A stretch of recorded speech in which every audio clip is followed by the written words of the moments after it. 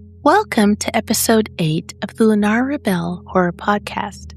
In this episode, we hear about siblings Fitz and Gia, who find themselves stranded on an island where they meet Vivienne and Silas, a couple who's lived on this island for a long time, whose presence seems to weave both enchantment and dread into the fabric of the land. At first, the island seems heavenly, despite the circumstances that caused them to end up there. Vivienne, with her smile that seems to sparkle even in the dimmest light, her voice like a sweet, alluring lullaby. And Silas, handsome and unreadable, whose voice is low and haunting, his protective nature manifesting as a silent guardian of his other half. They're equally captivating in their own way, yet an unquenchable hunger simmers within this mysterious island couple, a darker reality hidden beneath layers of civility. But before I begin this story, let me say that I hope you'll like and subscribe to my channel. It helps me to create more content. Now, get comfortable and prepare yourself for enchanting malevolence. The echoes of our frightened screams and splashing water filled the air as the sun dipped low on the horizon, casting a golden hue over the endless expanse of shimmering water.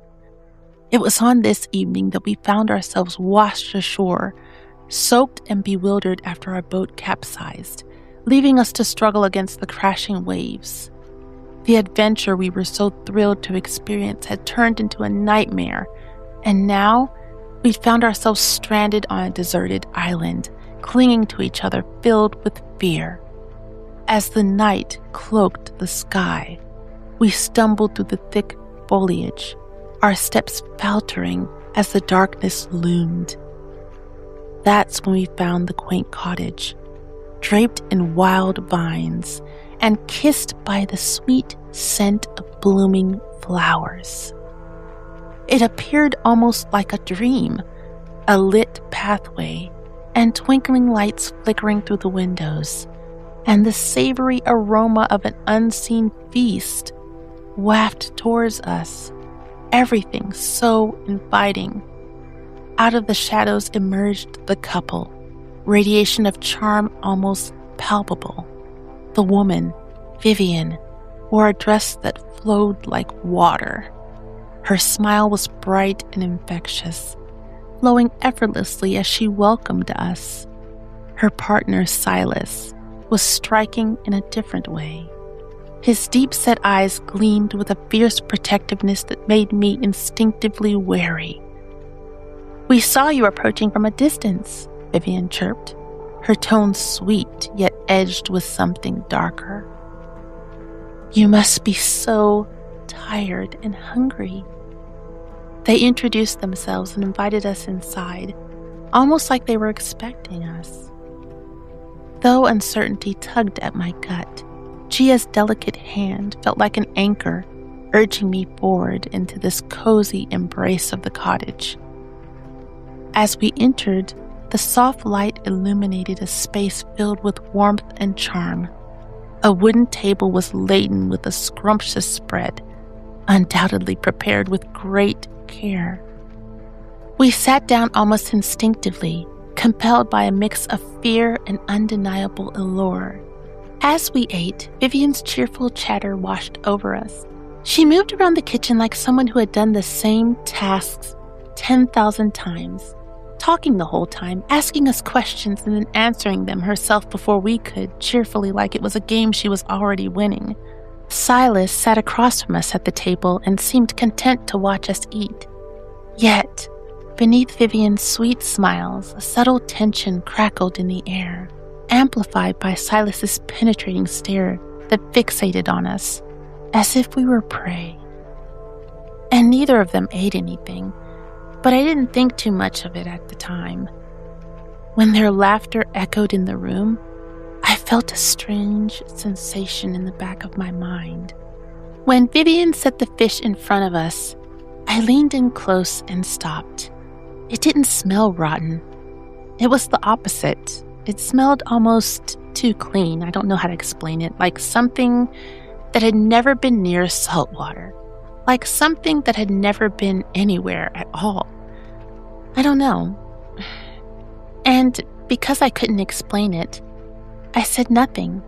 Just moved it around my plate and reached for more fruit instead. Vivienne noticed.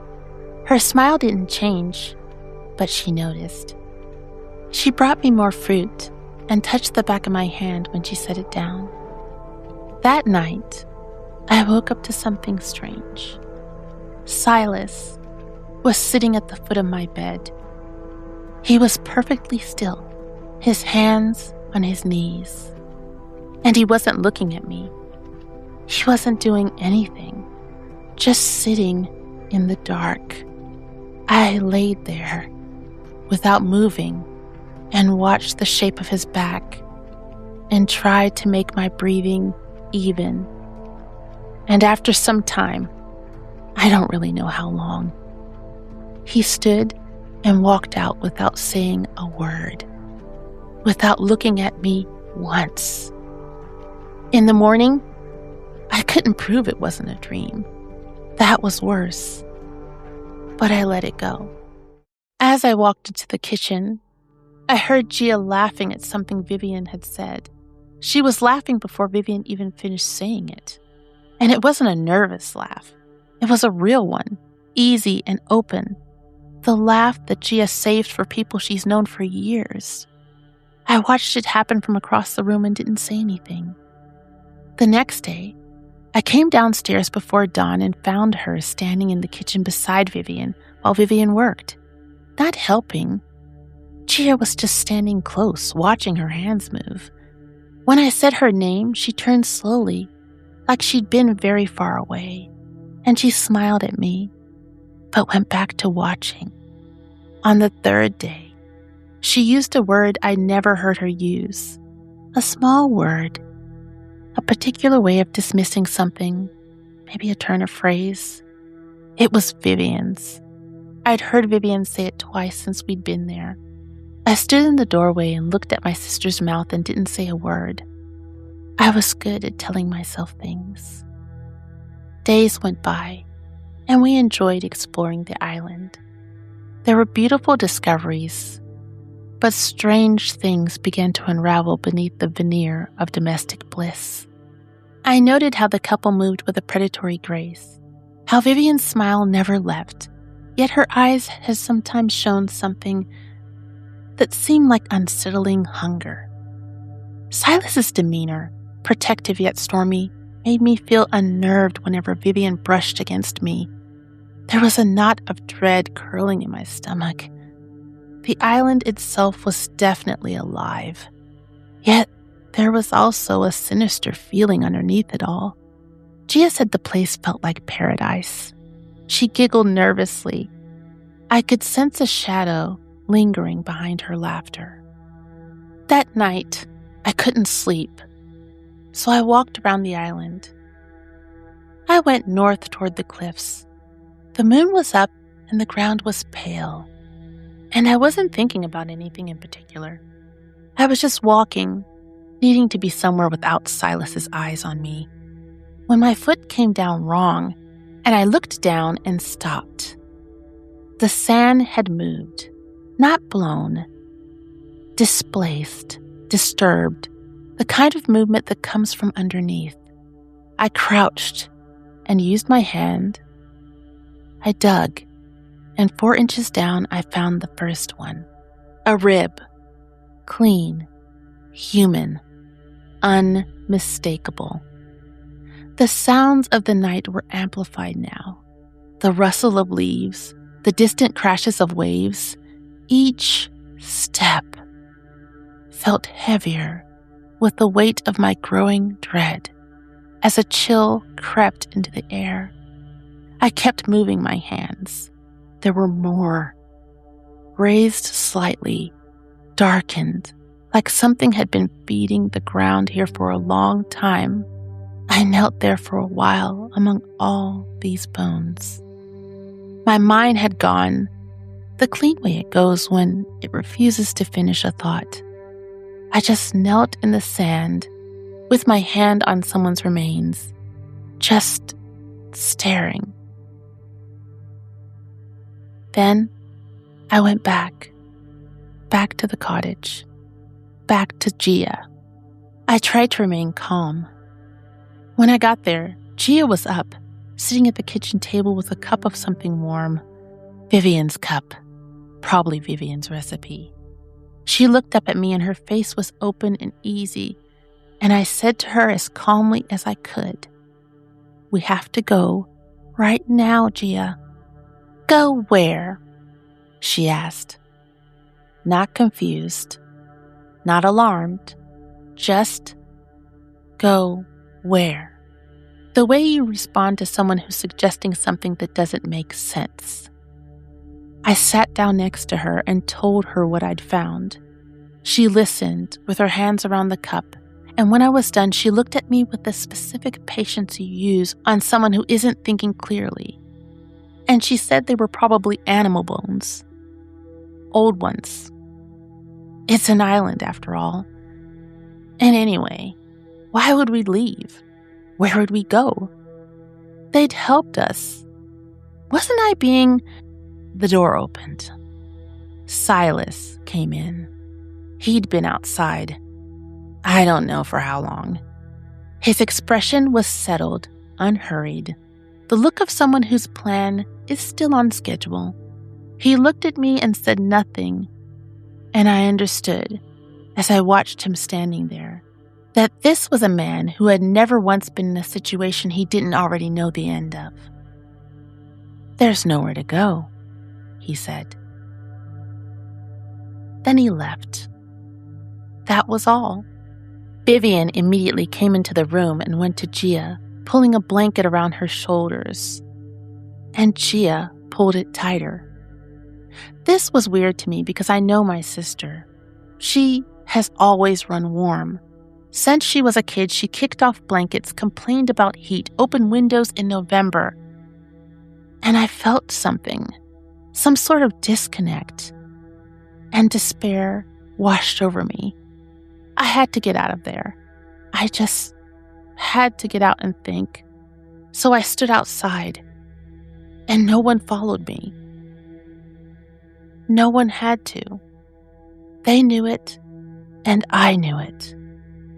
As I thought about it, I had nowhere else to go at this point. I could see it. Gia was entrapped with her caging smiles and intoxicating sense of belonging. And I would stay because she's here. I can't leave her. And then, from behind me, I heard her. "Fitz, come back. It's okay. Just come back inside." And I took a step toward her. It was her voice, and I had been her older brother for 26 years. Some things go deeper than knowing better. I looked past her. Vivienne and Silas stood behind her. Silas was still, his eyes intense, just watching. And Vivienne was smiling, that same open-held smile placed with such care. Gia stood there, waiting for me, holding out her hand and smiling too. 2 smiles now. The same arrangement, the same held edges, the same. And I took another step forward, my heartbeat thundering in my ears. Gia grabbed my hand, leading me gently, the cottage door closing behind us. That concludes A Tale of Orchestrated Illusion, a twisted harmony of beauty and horror, drawing the curtain on a tragic scene of love and malice. As the tide continually kisses the coastline, the well-fed couple will remain and wait for their next victims, their home an alluring trap for the lost and weary. If you enjoyed this story, please take a moment to like and subscribe to my channel. Until next time, take care, and thank you so much for being here with me.